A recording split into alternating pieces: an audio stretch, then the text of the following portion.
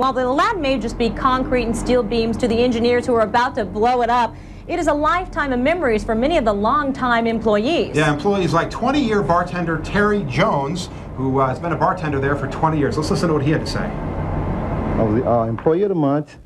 Evel Knievel came in and autographed this personally because we were good friends. It says to my pal, Terry, "Are you nuts?" That's what he always called.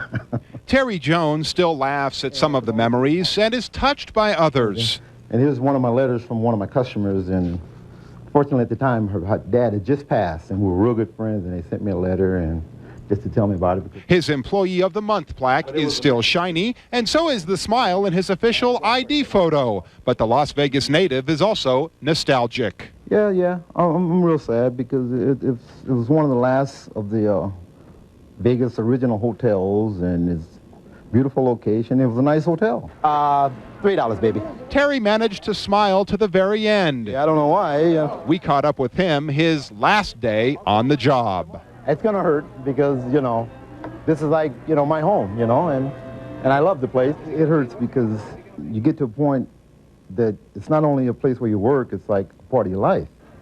And I would go there sick. I would go there if I stayed up all night or something, went to a party, but I still would go to work because it was a part of my life. One devoted employee there, and you saw his Aladdin badge. He says he takes that around as he's looking for full-time work at other casinos at this point to let him know that he was let go because the hotel is being blown up. Nothing he can do about that. Right, exactly. No you can way. certainly understand the nostalgia. We're going to be back with you in a little bit, but let's take it 14 floors below to Robin Burke, who is standing by live at the VIP tent. Robin.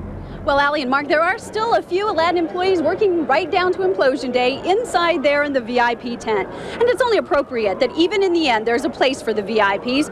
Back in the 70s, the opening of the tower was strictly a star-studded event.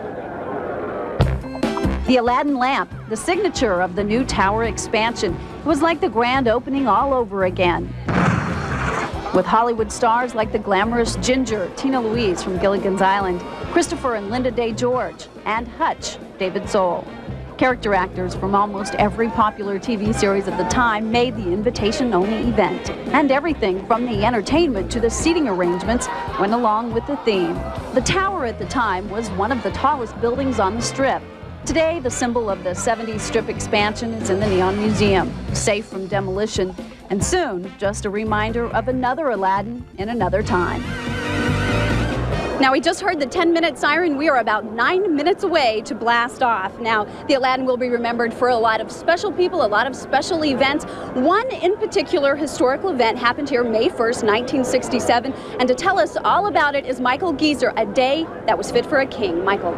Now, you're absolutely right, Robin. May 1st, 1967, the day Elvis and Priscilla Presley tied the knot, and they did it right here at the Aladdin. Now, the room where the couple got hitched will be reduced to rubble in just a matter of minutes, but the history, like the king himself, lives on. Room 246, a place etched into the history books thanks to Elvis Presley. The king and his queen, Priscilla, were married at the Aladdin almost 31 years ago to the day. A copy of their marriage certificate still hangs on the wall. The Presleys held their reception downstairs in what later became a cafeteria. For years, room 246 remained off limits to guests, until the Rosencrantzes from Michigan pleaded with the hotel to let them in. Room 246. And the hotel did.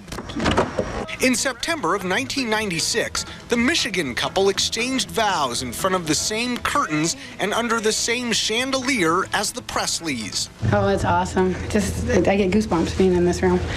And just to be the first one to be standing in the same place as Elvis and Priscilla is just awesome. Original pictures of the wedding were still on the walls. We met a couple of these guys and talked with them. We go way into this Elvis thing, so we're not just making this up. I'm all shook up. Since 1967, the room was known as the Elvis Suite. It's been cleared out now and will soon become a memory. Ladies and gentlemen, Elvis has left the building. And it's a good thing Elvis has left the building because in just moments, the Aladdin is about to be leveled. Let's go back to the studio and Ken and Kathy. Alrighty, we'll check back with you in a little bit, Michael. Thank you. Well, the Aladdin 7,000-seat amphitheater will be spared from tonight's blast. And so too will thousands of souvenirs. In the weeks leading up to the implosion, just about everything inside the hotel was up for sale. From chandeliers to blackjack tables, pieces of the Aladdin history are now scattered all over the world.